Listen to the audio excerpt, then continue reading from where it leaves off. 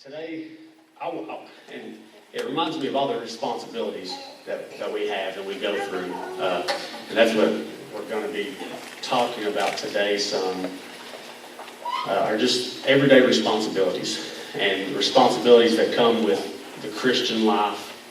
And even if you're not a Christian, the responsibilities of everyday life. I remember when I was young, really young, I had so many responsibilities that I just couldn't count them. Had too many. And to give an idea, when I was playing baseball, I just played up until minor league, so this is when I was really young. I had to remember to bring my glove, my cleats, and my bat to the game. It was a struggle. I mean, it was a huge responsibility because without those things, you can't play. I remember playing basketball on traveling teams, so everything that we had to do, we had to pack up and go. Nothing was so close that we could just run home and grab it. But I remember playing basketball. I had to get shorts, my jerseys, socks, shoes, a basketball, and a change of clothes for after the game. It was hard enough to try to remember all the game attire. So the responsibility to try to, pack everything for after the game, it was just too hard to bear. I mean, I just couldn't do it. I remember going hunting as a young kid and having the responsibility to get my gun that was usually propped up by the door as I was walking out. And by the time I zombied through the house at 4:30 a.m., what seemed to be about 14 hours before daylight,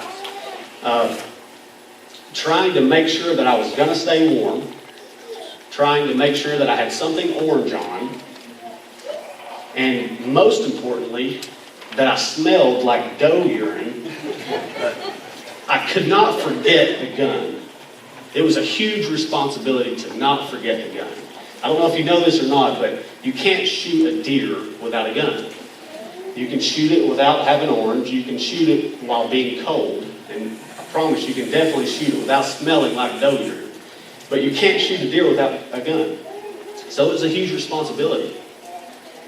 In high school, I remember waking up about 17 minutes before school to make the 11-minute drive on time.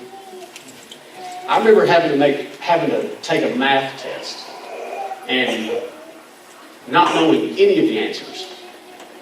I decided that it was best to write my teacher, who was about to get married, the sweetest story about her getting married. And I threw in the Ninja Turtles somewhere.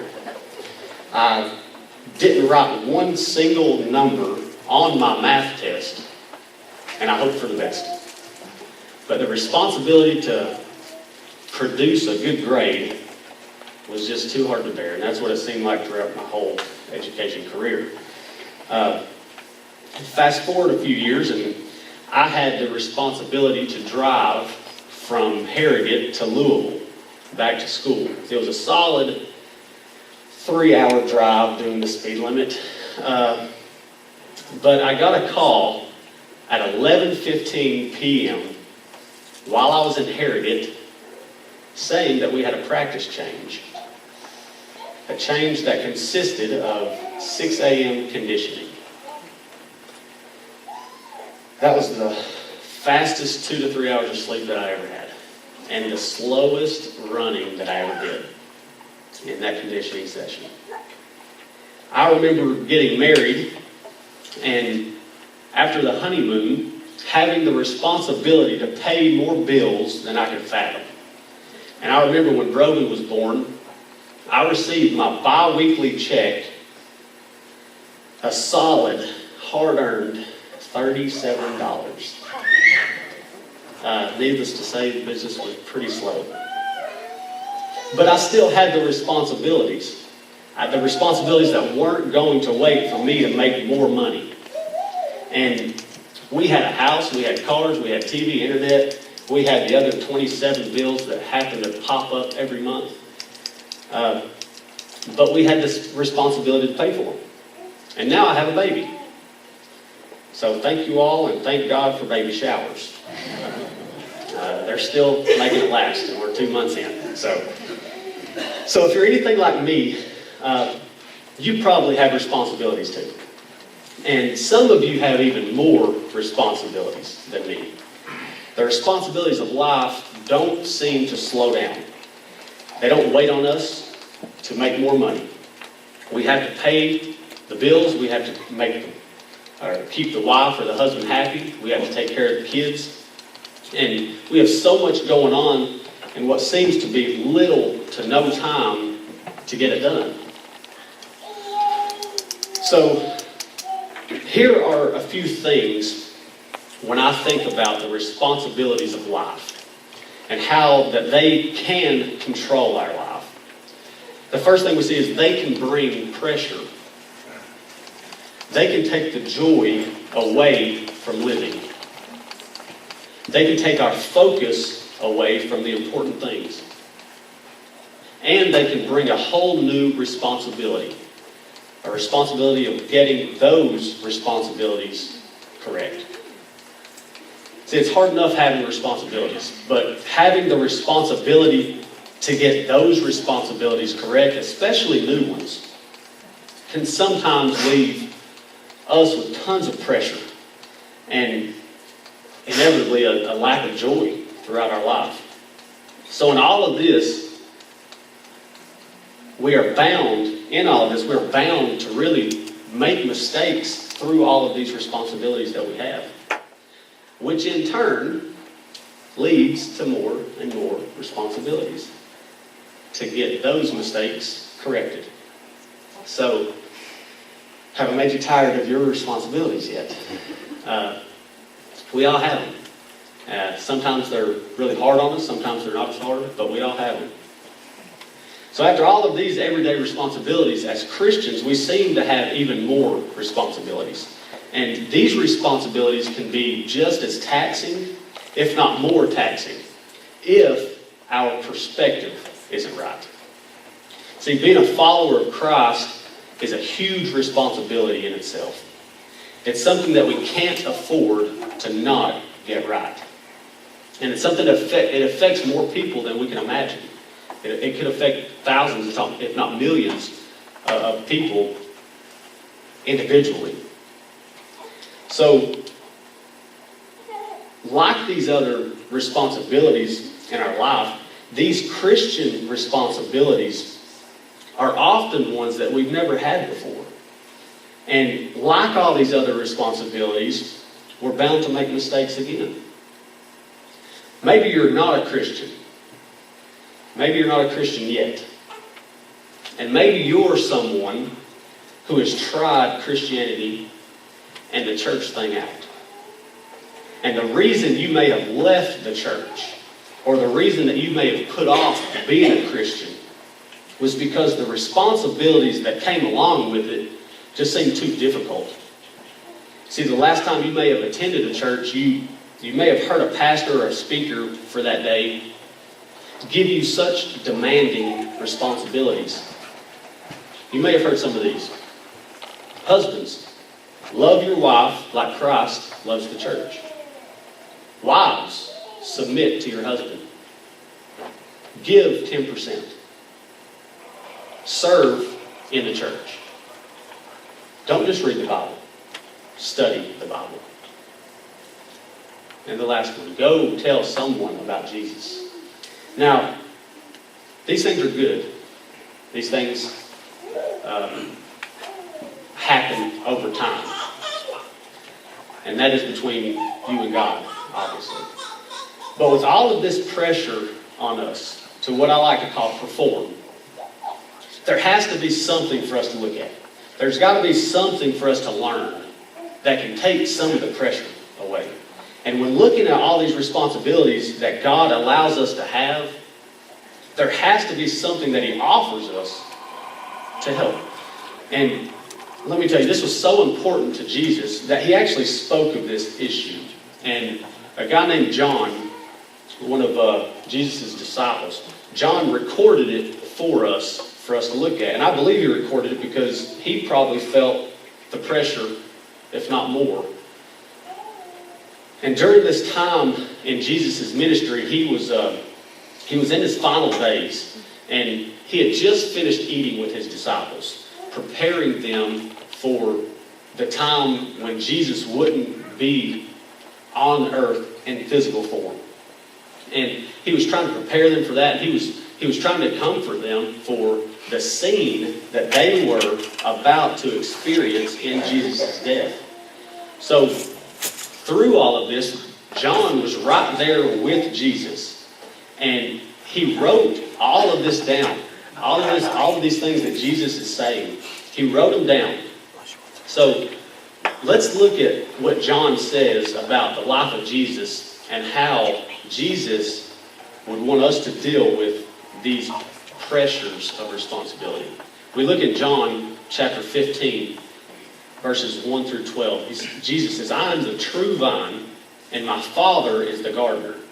He cuts off every branch in me that bears no fruit, while every branch that does bear fruit, he prunes so that it will be even more fruitful. You are already clean because of the word I have spoken to you. Remain in me, and I also remain in you. No branch can bear fruit by itself. It must remain in the vine. Neither can you bear fruit unless you remain in me. I am the vine. You are the branches. Sorry about that. If you remain in me and I in you, you will bear much fruit. Apart from me, you can do nothing. If you do not remain in me, you are like a branch that is thrown away and withers. Such branches are picked up, thrown into the fire, and burned. If you remain in me and my words remain in you, ask whatever you wish, and it will be done for you. This is to my Father's glory, that you bear much fruit, showing yourselves to be my disciples. As the Father has loved me, so have I loved you. Now remain in my love. If you keep my commands, you will remain in my love, just as I have kept my Father's commands and remain in his love. I have told you this so that my joy may be in you, and that your joy may be complete. My command is this: love each other as I have loved you.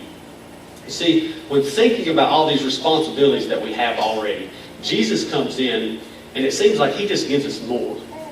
And when we look at these responsibilities, we quickly realize how serious they are. I mean, it's truly life and death.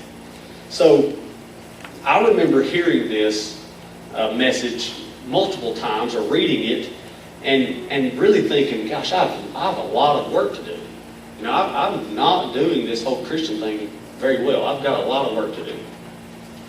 But what I want us to realize is without the correct perspective on this passage and throughout the Bible, these words from Jesus can be very frustrating. They can be very burdensome. And some of the things, as we see, some of the things that he's requiring of us is that we bear fruit. And we'll talk about these as I go on. He requires us to remain in him, and he requires us to obey his commandments. Okay, so we got three things that Jesus says, and now we're thinking, okay, just three. We're good. We can do that. Mark it down. But if we take these serious, we quickly realize how much pressure they can put on us. And again, as we see in just these 11 verses, it's life and death. As we look at the fruit that Paul is talking about, he speaks about it in Galatians. But as I want to help you try to understand what it really means to have spiritual fruit. And we'll see it's much like real fruit. Spiritual fruit is produced a lot like real fruit. And through this, I hope that it really gives you some relief, or hopefully it clears up some misconceptions that you may have had when dealing with spiritual fruit. The first responsibility that we see is that we must bear fruit. You see, the fruit that he's talking about, again, is in Galatians. And Paul says that in chapter 5, verse 22 and 23, he says that the fruit of the Spirit is love, joy, peace, patience, kindness, goodness, faithfulness, gentleness, and self-control. So now we have this one thing that we thought we had to do, and now he's added a list of things that we have to do. We have to be joyful. We have to be loving. We have to be gentle. I mean, you go throughout your day and you're thinking, I'm barely getting by with just two of them. But when we look at the fruit we're supposed to bear, without the correct perspective, it can be very burdensome. The second thing is to remain in Him. And now, this one, it may seem a little easier, but I oftentimes, and you may be like me, I oftentimes go throughout my life, my everyday life, and with all the responsibilities and pressure that I have, oftentimes I don't even think about Christ. Remaining would probably be farthest from the thing that I would describe my Christian life at times. The third thing we see is that we are to obey His commands. And again, we may be thinking, well, I've not killed anyone. I've not committed adultery. I've not created a golden calf. I've not lied. Those small ones, they don't count, really. But again, when talking about God's commands, they're serious and they're a lot deeper than we can even think. See, the murder in Jesus' eyes became hate. The idolatry became just what we depend on every day. What we can't live without becomes our idol. Whether it's money, whether it's relationships, no matter what it is. If you look at something and you think, if I were to lose this, I just couldn't make it. That's an idol. See, now, you may be thinking, that's a little overboard. And yeah, I agree, but Jesus agreed as well. That's exactly what He wants us to think. So looking back at these responsibilities, there has to be a way, there has to be something that Jesus gives us so that we can actually do what God intends us to do. See, I used to think that I was responsible for producing fruit. It's something I struggled with for a long time. I truly thought that my life, my Christian walk, was dependent upon me producing fruit. And over time, I realized that when I was trying to produce fruit, the fruit that I seemed to already have kept getting more rotten by the day. See, I was so focused on trying that the love for God and others felt like a duty. The joy felt like misery. The peace felt like a war. The patience felt like frustration. The kindness felt like selfishness. The goodness felt like a hindrance. The faithfulness felt like dishonesty. The gentleness felt harsh.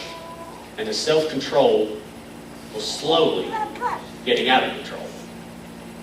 See, I just couldn't seem to muster up enough faith to produce the fruit that Jesus seemed to require of us. Maybe you're like me and you're trying your hardest to produce fruit in your life. And maybe you're like me and you see the fruit in your life that you already have becoming more rotten because you're trying to tend and trying to produce more fruit. And you can't seem to do it all at once. Well, I have some good news. After all these responsibilities, after all this talk about pressure, I do have good news. And I believe Jesus answers this issue perfectly, which is pretty cool considering He's perfect Himself. So I would imagine He would answer it perfectly. See, when looking deeper into this message that Jesus is giving us, I believe He clearly explains these issues. And he goes on to tell us even more good news even after explaining them. So let's break it down and see what this conversation that Jesus is having is telling us.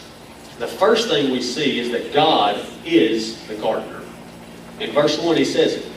He says, if a gardener wants fruit, what does he do? He plants it. He plants fruit, he plants whatever he wants, and he produces it.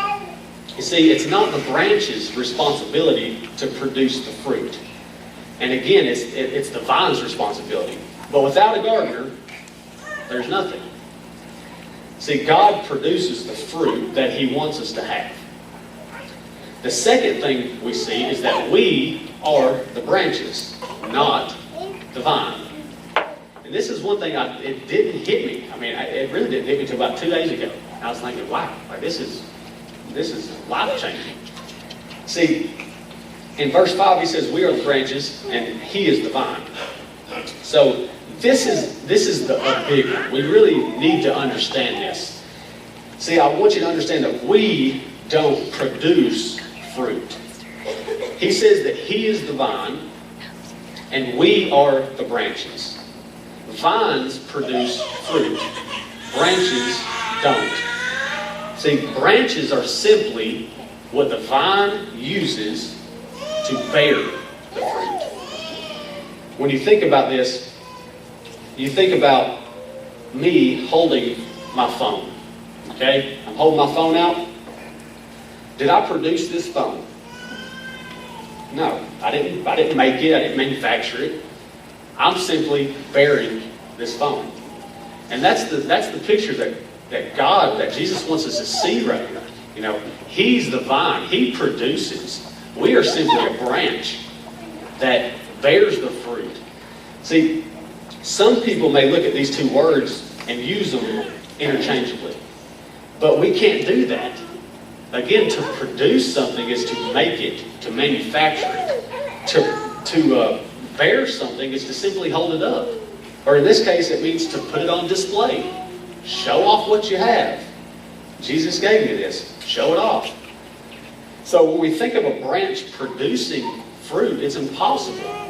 So when we look at our lives, we have to see ourselves as a branch. We can't produce fruit. If we're trying to produce fruit, we are trying to do something that's impossible.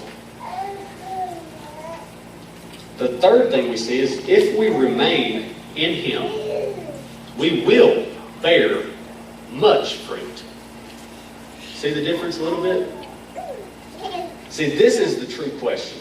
The question is not, how do I produce fruit? Because Jesus just answered that. We don't. We can't. He does.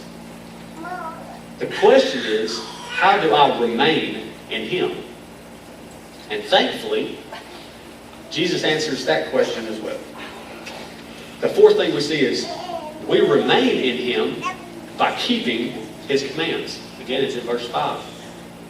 So now you're thinking, okay, now he's told us to remain. He told us how to remain. And now we have to remain by keeping his commands. So how do I keep his commands? It's like an ongoing thing here.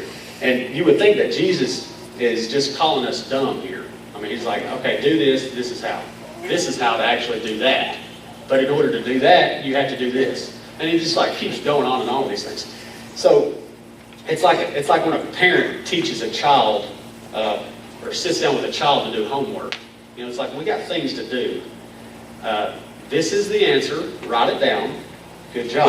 Turn it in. You're good. So this right here, remaining in him, it leads us to this. How do we keep his commands? And he answers this in verse 12. We keep his commands by loving him and loving others. In this one verse, it actually says by loving others. It doesn't even say by loving him, but as we see in other verses, the whole law is summed up by loving him and loving others. So here's what I want you to understand about this whole conversation that Jesus is having. See, Jesus places on us responsibilities. And he thinks highly enough of us, and he loves us enough that he wants us to be a part of His work. But it is just that. It is His work. See, we must have the correct perspective, or we will find ourselves trying to do the impossible. And in turn, we will find ourselves most of the time giving it up altogether. Because when you try to do something that's impossible over and over and over, you seem to give it up after a while. When looking, the most important things that I get from this conversation is that it is not our responsibility to produce fruit. So please quit trying. Quit trying to produce fruit. It is our responsibility to remain in Him. Stay connected. The branch simply has to stay connected to the vine in order to bear the fruit that the vine is producing in it. The branch, in verse 5 says, can do nothing without the vine. In order for us to stay connected, in order for us to really remain in Him, He clearly gives us how to do that as well. And that is by obeying His commands. That is to love Him and love others. So when we focus on God and when we focus on others, God will use us, the branches. We are the branches to bear the fruit that He is producing. Love, joy, peace, patience, kindness, faithfulness, gentleness, self-control. And you know what's cool?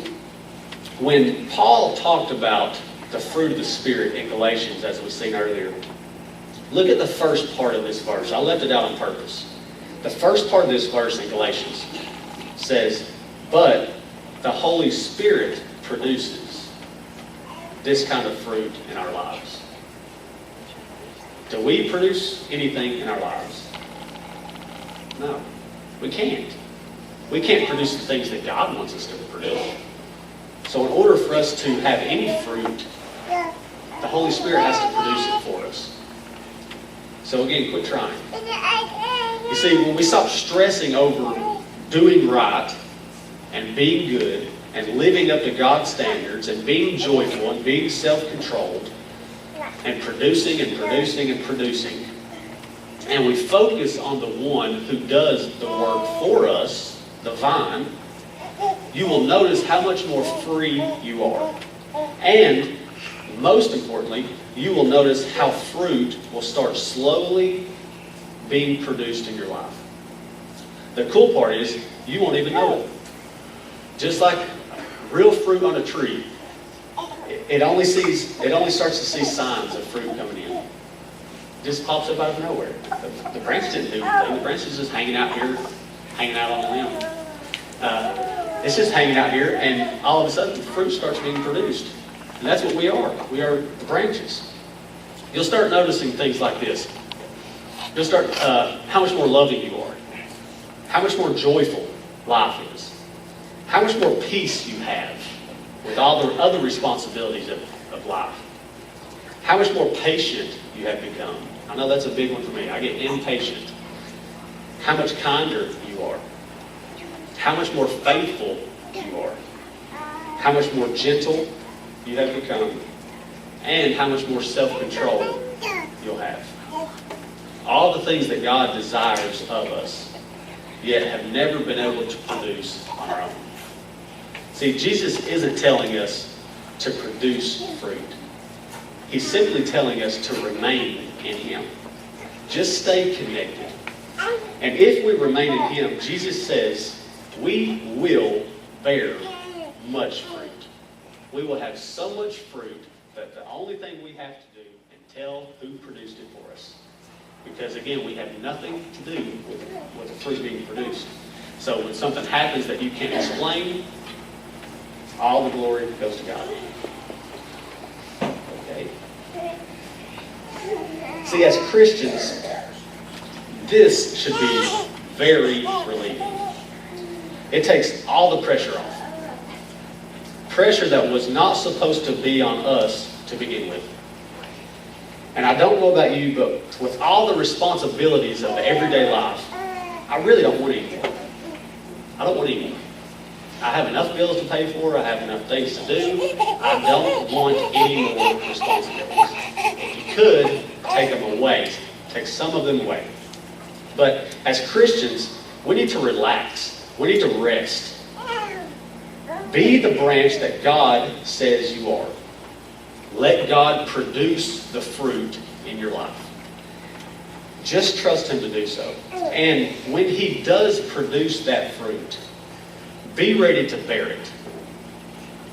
This is not a burden. This is something good. Something that happens in your life for the positive that you have nothing to do with. It's always a good thing. You didn't have to work for it. You didn't have to do anything. You just simply trusted God to do so. Maybe you're here and you don't consider yourself a follower of Christ yet. And maybe it was because of all of these responsibilities of the church and of some leaders, and they just placed on you the responsibilities, and they were so demanding, and you didn't want any part of it. And I don't blame you, because they were tough on me too. They were demanding on me too, and I wasn't Christian.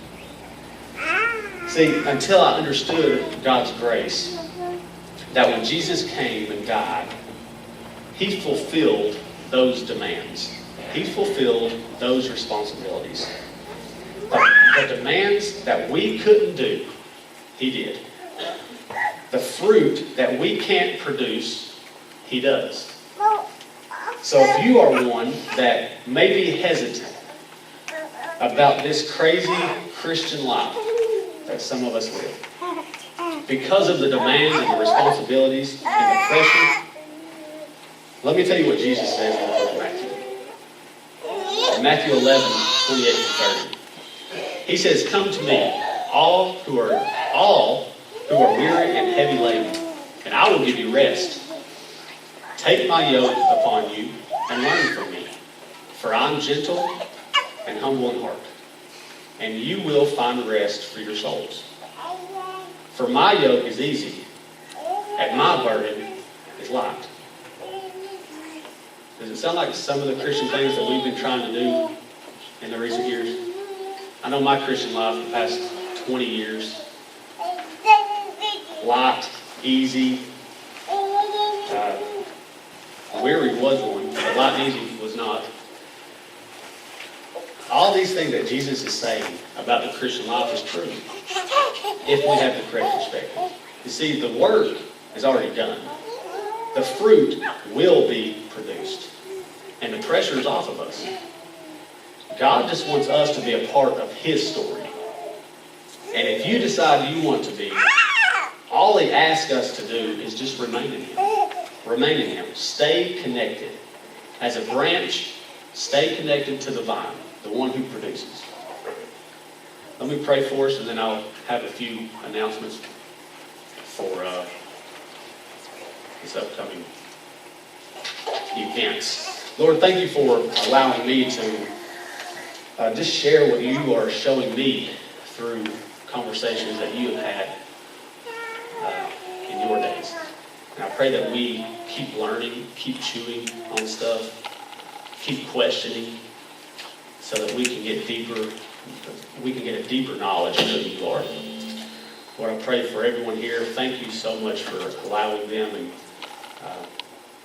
to be here and choosing to be here. I pray for their jobs and their families. I pray that you keep them safe this week.